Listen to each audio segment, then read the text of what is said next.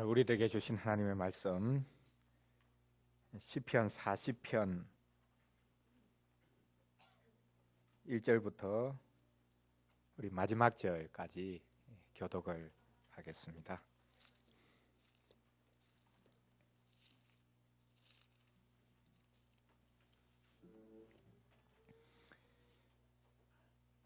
구약 말씀 시편 40편 1절부터 마지막 절까지 말씀, 오늘 설교 본문은 13절부터 17절까지 말씀입니다. 그동안 우리 들었던 말씀 기억하면서 우리 시편 40편 전체를 우리 교독하겠습니다. 내가 여호와를 기다리고 기다렸더니 귀를 기울이사 나의 부르짖음을 들으셨도다.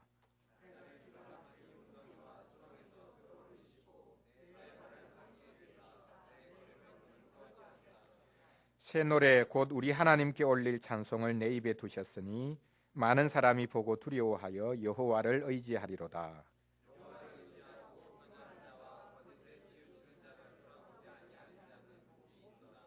여호와 나의 하나님이여, 주께서 행하신 기적이 많고 우리를 향하신 주의 생각도 많아 누구도 주와 견줄 수가 없나이다. 내가 널리 알려 말하고자 하나 너무 많아 그 수를 셀 수도 없나이다.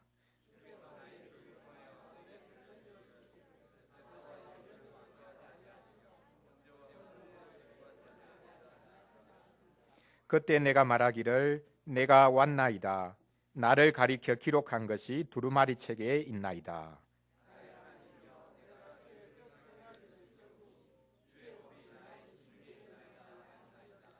내가 많은 회중 가운데서 의의 기쁜 소식을 전하였나이다. 여호와여, 내가 내 입술을 닫지 아니할 줄을 주께서 아시나이다.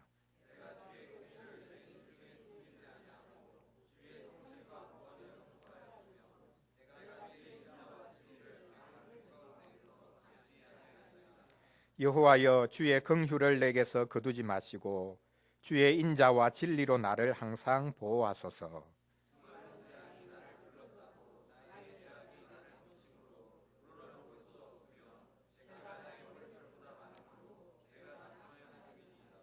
여호와여, 은총을 베푸사 나를 구원하소서. 여호와여, 속히 나를 도우소서.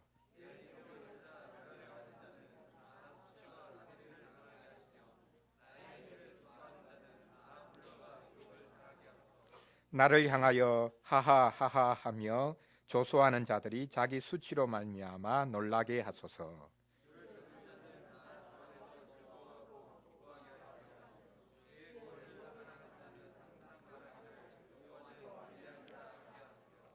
나는 가난하고 궁핍하오나 주께서는 나를 생각하시오니 주는 나의 도움이시오 나를 건지시는 이시라.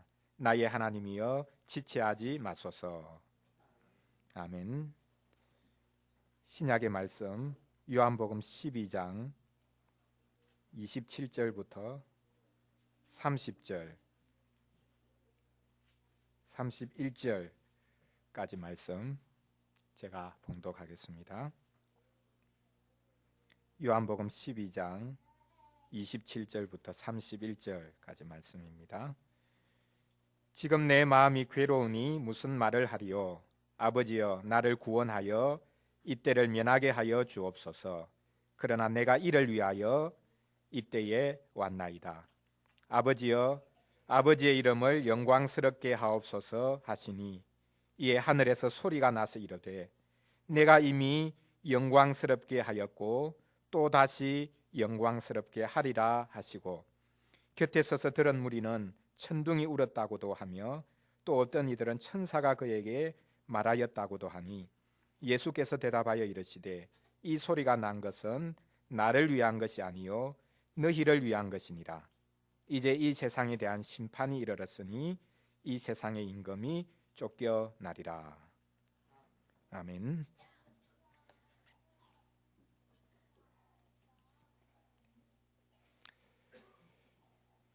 요즘같이 큰 재난이나 위급한 상황 등이 종종 발생할 때에는 국가의 역할이 더더욱 중요해지고 있습니다. 작년에 세월호 참사 때 국가는 어디에 있었냐고 묻지 않을 수 없습니다. 컨트롤 타워가 없었던 것이죠. 재난이나 긴급한 상황이 발생했을 때 그것을 정확하게 빨리 전파하는 것도 중요합니다. 이것을 위해 소방방재청이 긴급 재난 문자를 발송한다고 합니다. 휴대폰을 소지한 국민들에게 신속하게 국민 행동 요령 등 긴급 재난 정보를 제공하는 서비스입니다. 예를 들어서 계곡이나 강가에서 텐트를 치고 놀고 있는데 폭우가 나서 긴급하게 댐에 물을 방류해야 할 때 이런 긴급 재난 문자를 보내도록 법으로 정해 놓았습니다. 그런데 이런 긴급 재난 문자는 최신 4G 폰만 발송된다고 합니다. 최신 폰이 없는 사람들은 어떻게 하라는 것일까요? 오늘 본문에 보면 다윗이 긴급 구조를 요청하고 있습니다. 그는 자신이 처한 상황을 기가 막힐 웅덩이와 수렁이라고 표현했는데 이런 상황으로부터 완전히 벗어나지 못했다라는 것을 알 수 있습니다. 다윗은 여전히 수많은 원수들과 죄악에 둘러싸여 있습니다. 새 노래를 부르겠다고 말도 했고 의의 기쁜 소식을 전하겠다고도 했지만 긴급 상황이 완전히 해소된 것이 아닙니다.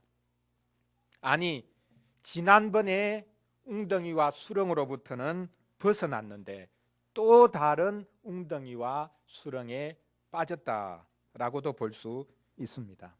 인생은 웅덩이와 수렁의 연속이니까요. 오늘 시편 40편 본문을 가지고 신자는 항상 위기 상황에 처하고 하나님께 건져달라고 소리 지른다라는 주제로 말씀을 전하려고 합니다.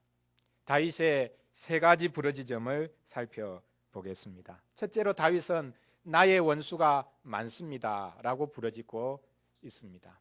두 번째로는 자신은 가난하다고 그런뱅이라고 하나님께 외치고 있습니다. 마지막 세 번째로는 하나님은 위대하십니다 라고 고백하고 있습니다. 이 세 가지 부르짖음을 순서대로 살펴보겠습니다. 첫째로 다윗은 나의 원수가 많으니 속히 도와주십시오 라고 부르짖고 있습니다.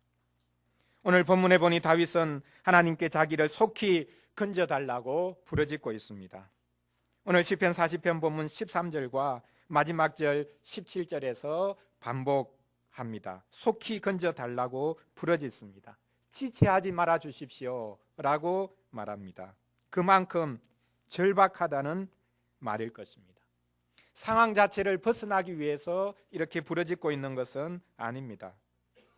14절과 15절에 보면 다윗이 자기를 향해 조롱에 대는 원수가 있다고 언급하고 있습니다.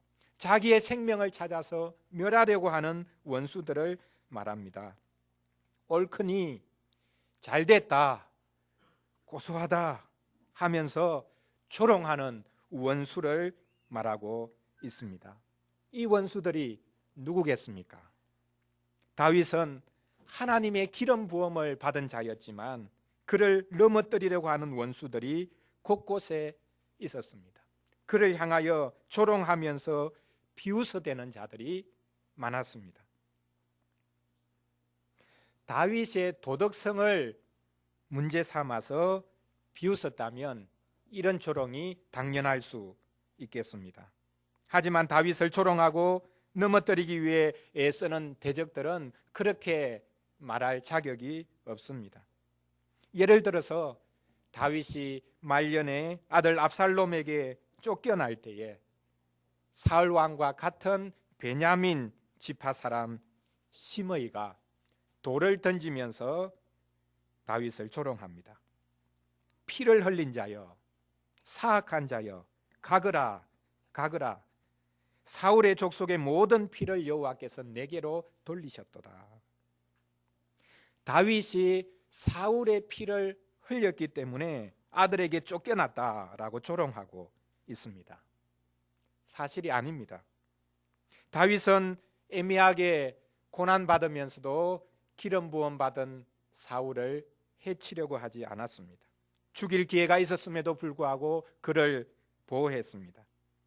그런데 시므이는 발이 안으로 굽는다고 자기 같은 지파 베냐민 사울의 죽음, 그리고 그 사울의 가문이 계속해서 왕이 되지 못하는 것, 그것을 분하게 생각했던지 다윗을 향해 애매하게도 피 흘린 자라고 조롱하고 있습니다.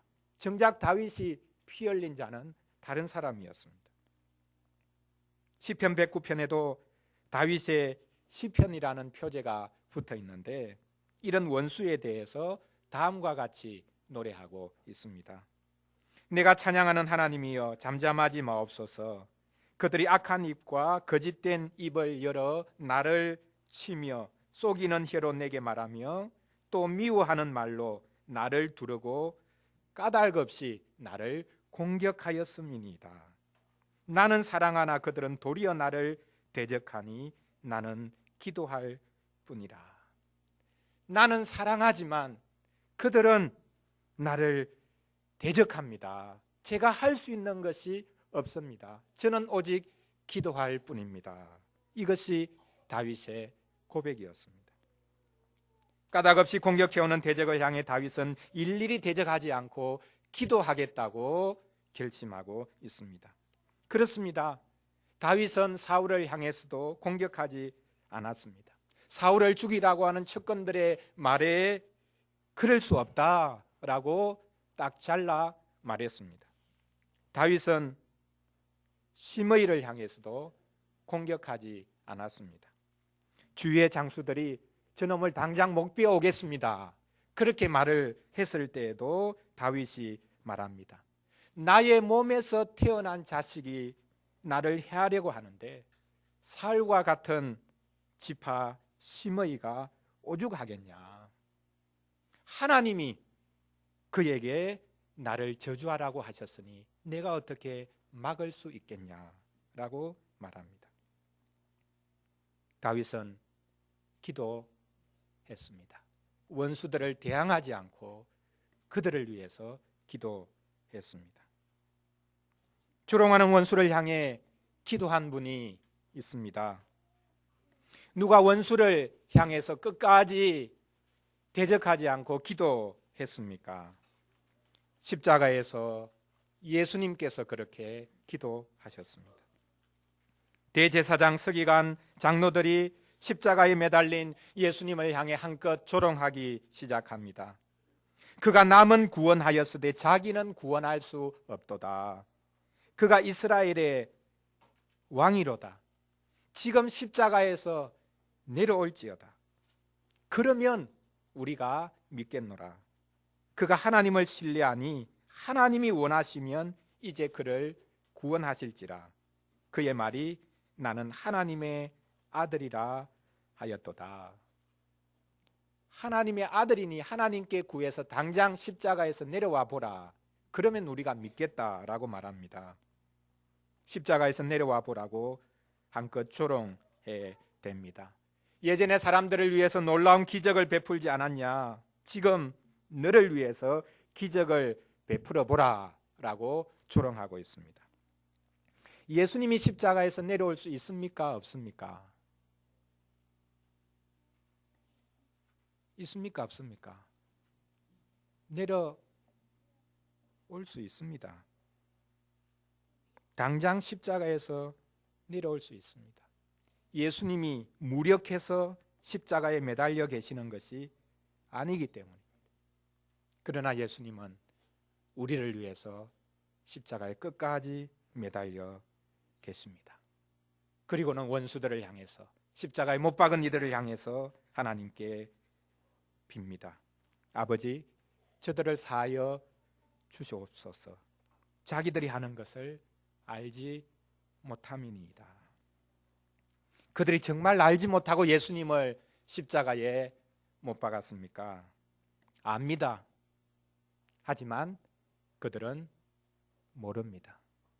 예수님을 알면서 동시에 예수님을 모릅니다. 예수님은 그들을 위해 기도하셨습니다. 이와 같이 다윗은 바로 예수 그리스도의 심령으로 원수들을 위해 부러지셨습니다. 오늘 본문 14절 15절은 개인적인 안갚음을 하려고 하는 것이 아닙니다. 내 생명을 찾아 멸하려 하는 자는 다 수치와 낭패를 당하게 하시며 나의 해를 기뻐하는 자는 다 물러가 욕을 당하게 하소서. 나를 향하여 하하 하하하 라고 하며 조소하는 자들이 자기 수치로 말미암아 놀라게 하소서. 지금 다윗이 부르짖고 있는 바가 무엇입니까? 다윗은 하나님께 의에 호소합니다. 다윗은 하나님의 나라를 위해 호소하고 있습니다. 이미 다윗은 하나님의 의로 자기 죄를 씻어주시고 자기를 구원해 달라라고 외쳤습니다. 이제 그는 바로 그 동일한 하나님의 의로 원수들을 대해 주십시오. 그 의를 원수들에게 적용해 주십시오 라고 요청하고 있습니다. 하나님은 하나님의 의로 자기 백성을 건져주시고 그 동일한 의로 원수들을 제어하십니다. 하나님께서는 자기 백성을 건져주시기 위해 원수들을 엎어치십니다. 하나님께서는 자기 백성을 공격하는 원수들을 엎어치심으로 자기 백성을 건져내십니다. 바로 이 원수들이 많으니 하나님 속히 도와 주십시오. 이것이 다윗의 첫 번째 부르짖음이었습니다. 둘째로 다윗은 자신이 가난하오니 속히 도와 주십시오. 저는 가진 것이 아무것도 없으니 저는 어디 구할 데가 없으니 호소할 데가 없으니 오직 하나님께 호소합니다. 저를 도와주십시오. 속히 도와주십시오. 부르짖습니다. 다윗이 원수를 물리쳐 달라고 한 것은 자신이 원수보다 의롭다고 확신했기 때문이 아닙니다. 자신이 원수들보다 도덕적으로 우위를 점하고 있다고 확신했기 때문이 아닙니다. 물론 객관적으로 보면 다윗이 원수들보다 도덕적으로 우위에 있겠지요. 다윗이 월등히 나을 것입니다. 하지만 다윗은 그런 상대적인 의에 사로잡히지 않았습니다. 하나님의 의는 결코 상대적인 개념이 아닙니다. 나는 너보다 그래도 낫다 라고 말하면서 자신의 의를 주장하는 것이야말로 하나님의 의를 너무나 모르는 것입니다. 다윗은 자신이 죄인이라고 고백했습니다. 자신의 죄가 머리카락보다 많다고 말했습니다. 쉽게 말하면 자신의 죄가 자신의 원수들보다 더 많다고 고백한 것입니다. 자신의 죄가 자신의 원수들보다 많으니 원수들이 더 많아져도 할 말이 없습니다. 원수들이 더 공격해와도 할 말이 없습니다. 저는 할 말이 없습니다. 죄인입니다. 그렇게 고백한 것입니다. 다윗은 자신이 전적으로 죄인이라고 고백했기 때문에 주눅든 것은 아닙니다. 이제 그는 하나님의 의에 호소하기 시작합니다. 하나님 앞에서 자신의 죄인됨을 깨달은 사람은 이제 사람들 앞에서 당당할 수 있다는 말입니다. 그럼에도 불구하고 다윗은 여전히 자신이 가난하고 궁핍하다고 말합니다. 자신에게는 어떤 의도 없다라고 말하고 있습니다. 원수들이 있다면 원수들보다 나은 그 무엇을 하나님 앞에 제시할 수 있어야 될 텐데 그런 것을 지금 다윗은 하나님께 제시하고 있지 않습니다. 본 시편 마지막 절인 17절을 보십시오. 바로 그의 고백이 등장합니다. 나는 가난하고 궁핍하오나 주께서는 나를 생각하시오니 주는 나의 도움이시오 나를 건지시는 이시라. 나의 하나님이여 지체하지 마소서. 저는 가난합니다. 저는 궁핍합니다. 라고 말합니다. 여기서 말하는 가난과 궁핍은 절대적인 가난과 궁핍을 말합니다. 다른 사람보다 가난하다는 말이 아닙니다. 다른 사람보다 월급을 적게 받는다는 말이 아닙니다. 자신은 절대적으로 가난하다는 뜻입니다. 저는 거지입니다. 라는 말입니다. 하나님, 저는 노숙자입니다. 라고 말하는 것입니다. 집이 싫어서 노숙하는 게 아니라 아내 보기 싫어서, 자식 보기 싫어서 노숙하면서 다니는 사람이 아니라 정말 아무것도 가진 것이 없어서 노숙하는 것을 말합니다. 하나님, 저는 노숙자입니다. 갈 곳이 없습니다. 의지할 곳이 없습니다. 저는 죄인입니다. 누가 저를 받아주지 않습니다. 이것이 다윗의 고백입니다. 그런데요, 어떻게 보면 다윗은 지금 자기의 궁핍을, 자기의 가난을, 자기의 죄를 자랑하기 시작했다고 말할 수도 있습니다. 각설이 타령이라고 해야 할까요? 고백록으로 유명한 교부 아우구스티누스가 죄에 대한 유명한 말이 있습니다. 행복한 죄책이여 라는 말이었습니다. 이 말을 좀 더 노골적으로 표현하자면 죄를 지은 것이 결국에는 행복으로 귀결되었다, 좋다, 그런 말이 될 것입니다. 아우구스티누스가 죄를 미화하기 위해서 이런 말을 한 것이 아닙니다. 죄 지어도 상관없다는 말이 아닙니다. 이 말은 전략적인 표현입니다. 죄를 짓고 늘 죄책감에 짓눌려 살기보다는 죄를 향해서 너 때문에 내가 행복하다라고 대받아치는 것이 낫다는 말입니다. 오, 너 죄책이여, 너 때문에 내가 이렇게 구속의 은혜를 누리게 되었다라고 선수를 치라는 말입니다.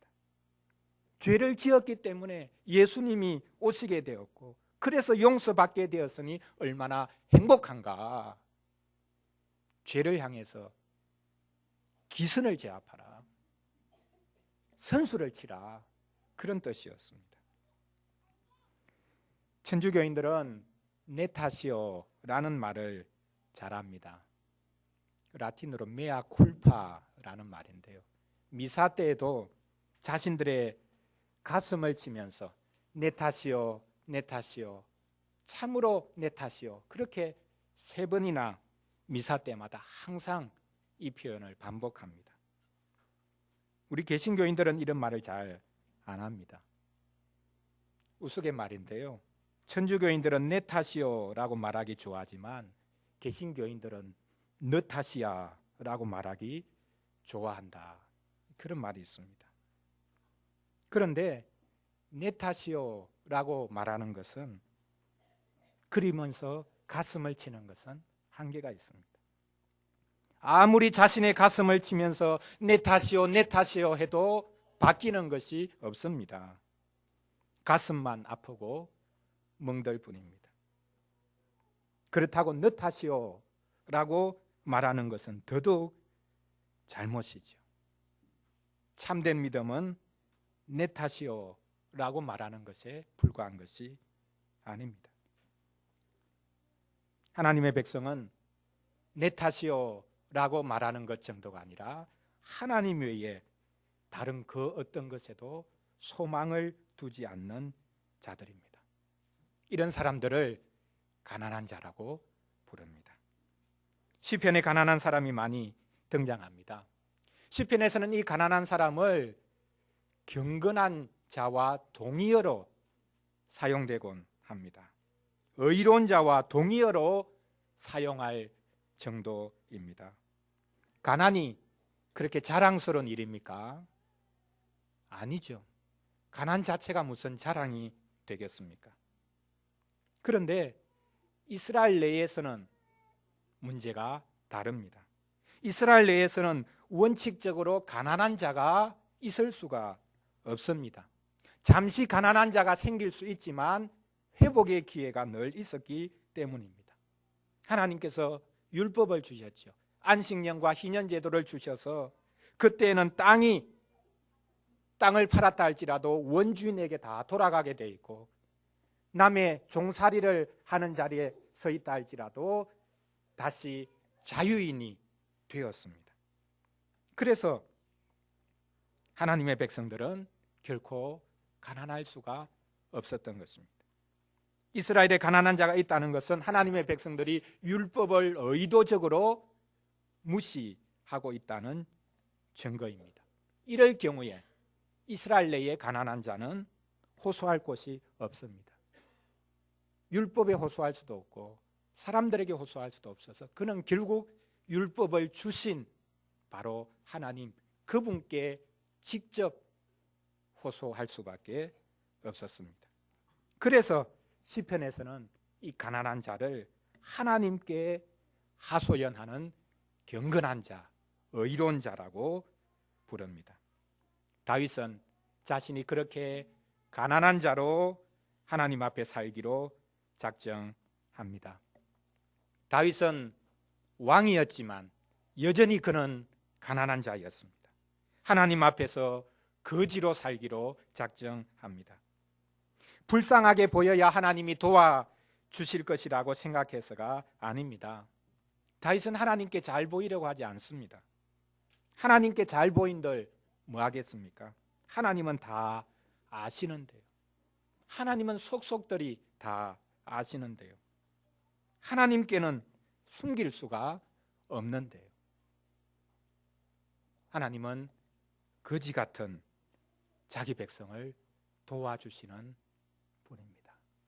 스스로의 의로움에, 그 잘난 의로움에 사로잡혀 있는 자는 하나님이 도와주실 수가 없습니다.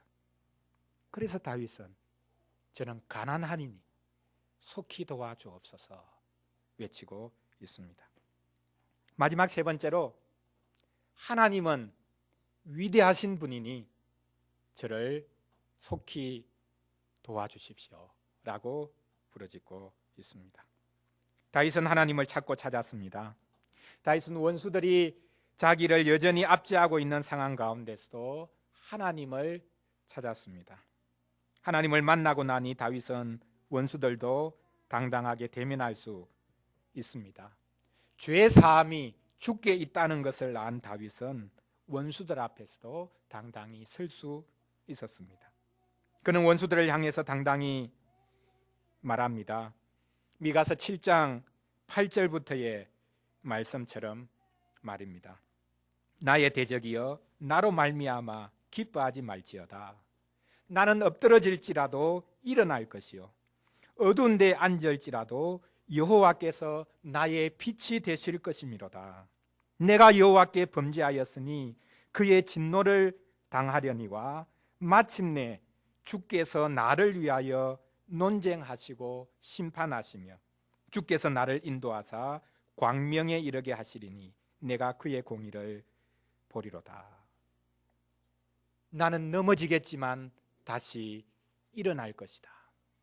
내가 지금 어둠 가운데 있지만 하나님께서 나를 빛 가운데로 이끌어 낼 것이라 라고 그가 확신하고 있습니다.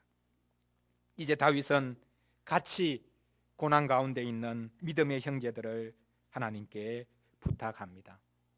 자신의 문제가 해결되고 나니 이제는 편하다, 그런 것이 아니라 같이 고난받는 믿음의 형제들이 보이기 시작합니다. 16절을 보십시오. 주를 찾는 자는 다 주 안에서 즐거워하고 기뻐하게 하시며 주의 구원을 사랑하는 자는 항상 말하기를 여호와는 위대하시다 하게 하소서. 하나님, 고난받는 주의 백성들, 그들이 하나님이 위대하시다고 고백할 수 있도록 해 주십시오 라고 다윗이 부르짖고 있습니다. 다윗은 예전에 자신이 한 말, 아니면 나중에 자신이 할 말을 여기서 반복하고 있습니다. 하나님은 위대하십니다. 이것은 다윗이 했던 말입니다. 다윗이 하나님을 위해 성전을 짓겠다고 하자 하나님께서 다윗을 위해서 내가 너를 위해서 집을 지어주겠다라고 하시죠. 하나님께서 말장난을 하십니다. 다윗이 말한 집은 눈에 보이는 집입니다. 성전입니다. 근데 하나님이 다윗을 위해서 집을 지어주겠다고 한 것은 다윗의 집이 아니라, 왕궁이 아니라 다윗의 가문, 다윗의 후손이 영원히 이스라엘을 다스리겠다. 그 후손 가운데 참 다윗의 후손인 예수 그리스도를 보내주겠다는 약속입니다. 얼마나 놀라운 약속입니까? 이 말씀을 들은 다윗이 하나님을 향해서 위대하시다라고 노래합니다. 사무엘하 7장 22절에 기록되어 있습니다. 그런즉 주 여호와여, 이름으로 주는 위대하시니 이는 우리 귀로 들은 대로는 주와 같은 이가 없고 주 외에는 신이 없음이니이다. 자기 백성을 돌보시기 위해서 친히 왕을 일으켜 세워 주시니 하나님이 위대하십니다. 하나님이야말로 우리의 왕이십니다. 자기와 자기 후손이 영원히 이스라엘을 다스리게 된 건 너무 좋다, 그렇게 기뻐 날뛰는 것이 아니라 하나님이 위대하신 분이군요. 자기 백성을 이렇게 돌보기로 작정하셨군요 라는 것을 깨닫고 그는 하나님의 위대하심을 노래했습니다. 하나님이 크신 분이기에 하나님께서는 자기 백성들을 크게 하시는 분입니다. 하나님께서 아브라함을 부르셨을 때 약속하신 바가 바로 이것입니다. 내가 너로 큰 민족을 이루게 하고 내게 복을 주어 너의 이름을 창대하게 하리니 너는 복이 될지라. 하나님께서 아브라함에게 2번이나 크게 해주겠다라고 약속하셨습니다. 큰 민족을 이루게 하겠다, 너의 이름을 크게 해주겠다라고 말씀하십니다. 하나님은 부르신 자기 백성을 크게 해주시는 분입니다. 그래서 하나님이 크신 분이라는 것을 온 세상 가운데 선포하십니다. 하나님의 이 지극히 크심과 자기 백성을 지극히 높여 주심은 출애굽 때에 분명하게 나타났습니다. 하나님께서는 애굽의 군대를 홍해에 수장시키시고 자기 백성을 그 물에서 건져내십니다. 이에 모세는 하나님이 크신 분이라고 노래합니다. 여호와여, 신중에 주와 같은 이가 누구입니까? 주와 같이 거룩함으로 영광스러우며 찬송할 만한 위엄이 있으며 기이한 일을 행하는 자가 누구니까? 주께서 오른손을 드신 적 땅이 그들을 삼켰나이다. 주의 인자하심으로 주의 구속하신 백성을 인도하시되 주의 힘으로 그들을 주의 거룩한 처소에 들어가게 하시나이다. 하나님께서 의로운 손을 들어 대적을 칩니다. 하나님께서는 대적들을 친 바로 그 손으로 자기 백성을 감싸 안으십니다. 하나님은 세상의 모든 군대들보다, 모든 신들보다 높으신 분입니다. 하나님의 백성이라고 해서 하나님의 위대하심을 고백하는 것이 쉬운 일은 아닙니다. 이스라엘 12정탐꾼이 가나안 땅을 정탐하고 난 다음에 보고한 내용을 보십시오. 그들은 가나안 땅이 너무나 기름진 땅이요, 가나안 족속들이 살고 있는 성읍은 너무나 견고하다라고 말합니다. 가나안 사람들에 비하면 자기는 메뚜기 같다고 말합니다. 무슨 말을 하려는 것입니까? 가나안 땅에 들어갈 수 없다는 겁니다. 가나안 땅에 들어가면 우리가 죽는다는 말입니다. 정탐꾼들은 하나님의 크심을 보지 못하고 하나님의 이 약속의 그 크심을 보지 못하고 눈에 보이는 환경, 거대한 가나안 사람들만 보았습니다. 이 보고를 들은 이스라엘 백성들이 밤새 대성통곡합니다. 우리를 여기까지 끌고 와서 죽이려고 했냐? 한 지도자를 세워서 애굽으로 돌아가자. 모세 더 이상 못 믿겠다. 모세가 지금까지 부르짖었던 그 하나님 못 믿겠다라고 말합니다. 믿는 자라도 어쩔 수 없습니다.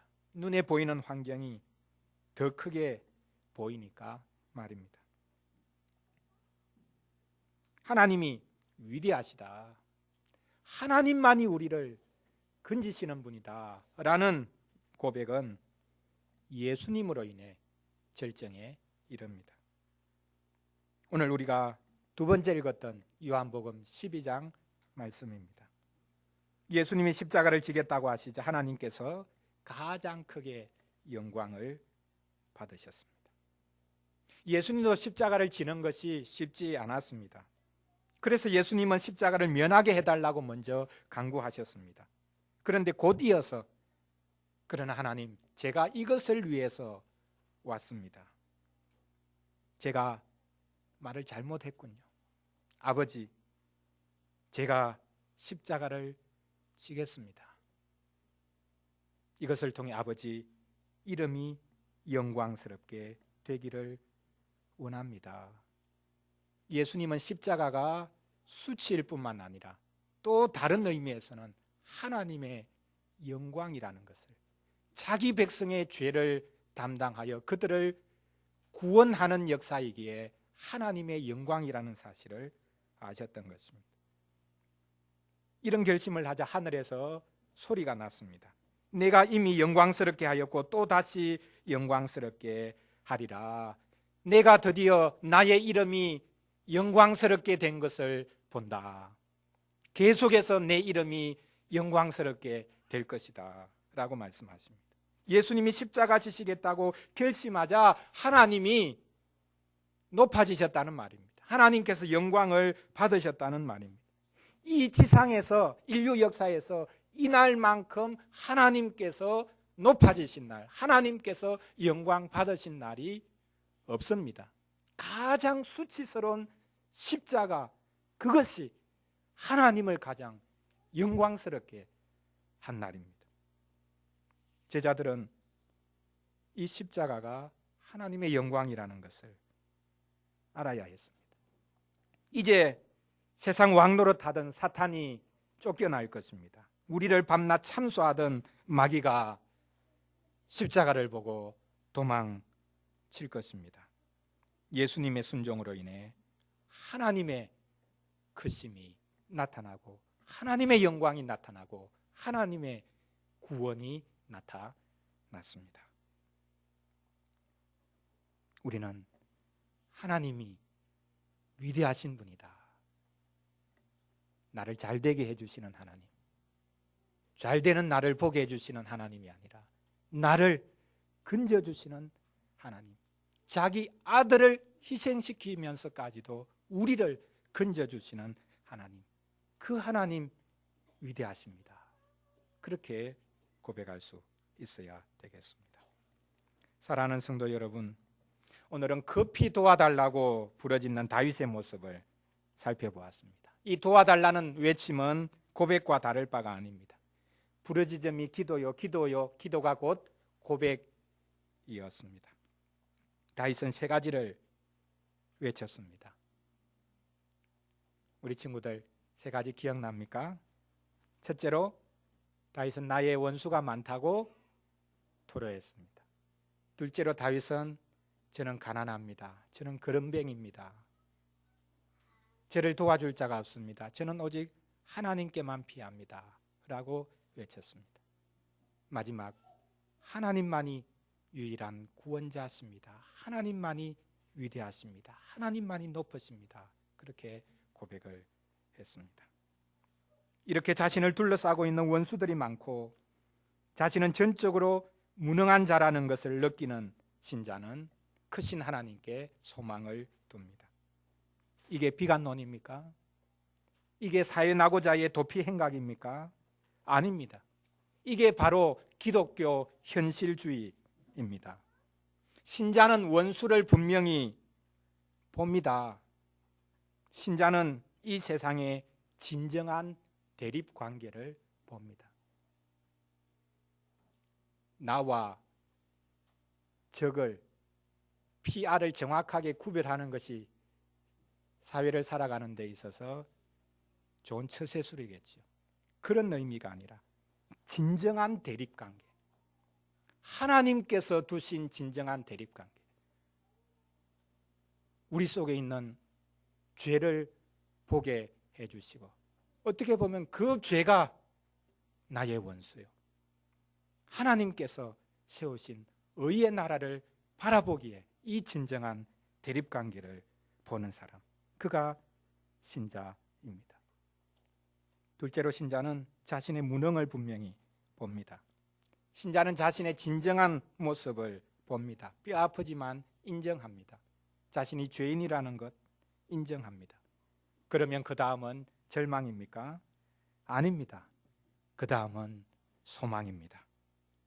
어린이를 위한 질문 3번 문장처럼 신자는 위기와 고통 가운데서 크신 하나님을 만납니다. 원수들의 공격 가운데서 그는 크신 하나님을 만납니다. 그는 자신의 죄악 가운데서 크신 하나님을 신음 가운데서 만납니다. 그렇습니다. 신자는 가난한 자입니다. 신자는 계속해서 거지입니다. 자신이 거지라는 것을 한 번도 생각해 본 적이 없다면 신자가 아닙니다. 예수님이 팔복을 말씀하시면서 첫째로 언급하신 것이 바로 이 가난이죠. 심령이 가난한 자는 복이 있나니 천국이 저희 것이며, 물질적으로 가난한 것을 말하는 것이 아니라 자신이 전적으로 하나님 앞에 죄인이다, 어떤 의도 없다라는 것을 깨닫고 고백하는 것, 그것이 천국이 그들의 소유라는 분명한 증거라라고 예수님이 말씀하십니다. 자신에게는 아무런 의가 없다는 것을 깨닫고 오직 하나님으로 먹고 살려고 하는 것이 심령의 가난입니다. 하나님께 빌어 먹겠다고 하는 것이 심령의 가난입니다. 신자는 늘 굶주린 자들이요 오직 하나님께 얻어먹으려고 합니다. 예배 때 우리는 하나님께 얻어먹습니다. 이게 우리의 생명입니다. 말씀도 얻어먹고 주님의 살과 피도 얻어먹습니다. 다음 주일에 우리가 성찬식에 참여하면서 우리는 하나님을 얻어먹습니다. 하나님 그분을 먹고 마시며 이 세상 가운데로 나아갈 것입니다. 신자가 속히 구해달라고 외치면 하나님께서는 자기 백성의 부르짖음을 외면하지 않으십니다. 하나님께서는 긴급 구조팀을 가동하고 계십니다. 하나님은 저 하늘 먼 곳에 계시는 것이 아니라 우리와 똑같은 몸을 입으신, 병들고 신음하며 고통이 무엇인지를 아는 예수님을 보내어 주셨기에 우리를 아십니다. 우리의 고통을 아십니다. 또한 성령님을 보내십니다. 즉시로 기도할 때에 그 기도를 하나님께 가지고 올라갈 성령님을 보내셨습니다. 하늘에도 우리를 돕는 그리스도께서 계시고 이 땅에서도 우리를 돕는 성령께서 계십니다. 어디에 있든지 긴급 구조팀이 삼위 하나님께서 계시기에 우리는 든든합니다. 우리는 속히 구해달라고 외치는 그 기도에 외면하지 않으시는 삼위 하나님을 누리고 있습니다. 아직까지 그 도움이 나타나지 않았다고 생각하십니까? 조금만 더 기다려 보십시오. 그때가 멀지 않았습니다. 우리 구원의 날이 더더욱 가까워오고 있습니다. 기도하겠습니다.